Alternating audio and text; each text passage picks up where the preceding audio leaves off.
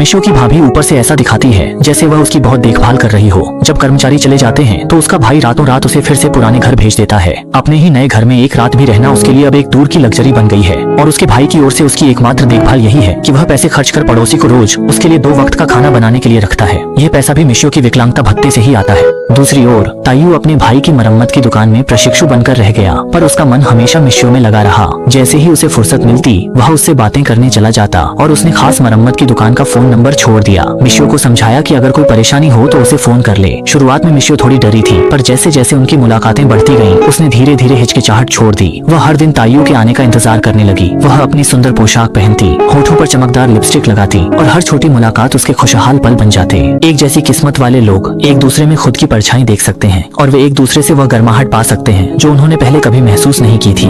एक बार बातचीत में मिशो ने कहा कि दीवार पर लगी पेंटिंग पसंद है, लेकिन बाहर से आती परछाइयां असहज कर देती हैं, खासकर रात में जब हिलती पेड़ों की छायाएं डरा देती हैं कि वह सो नहीं पाती। तायू ने तुरंत कहा कि मैं जादू से दीवार पर पेड़ों की छाया हटा दूंगा और फिर दिखावे के लिए मंत्र पढ़ने लगा। रात को सोते समय तायू फोन पर भी एक बार फिर वही मंत्र पढ़ता था। हालांकि दीवार पर पेड़ों की छाया अब भी हिलती रहती थी, लेकिन मिशो के दिल पर छाया हुआ डर धीरे धीरे मिटने लगा था। दूसरों की नजर में नाकाम रहने वाला तायू आज के दिन मिशो के लिए सबसे बड़ा सहारा बन गया है। उस दिन तायू मिशो को लेकर शहर के चहल पहल भरे बाजार में घूमने गया। ट्रेन में यात्रा करते समय मिशो ने एक युवा प्रेमी जोड़े को देखा जो एक दूसरे के साथ खुशी खुशी हंसी मजाक कर रहे थे और प्यार भरी बातें कर रहे थे। मिशो उन्हें कुछ देर तक ध्यान से देखता रहा। उनके सहज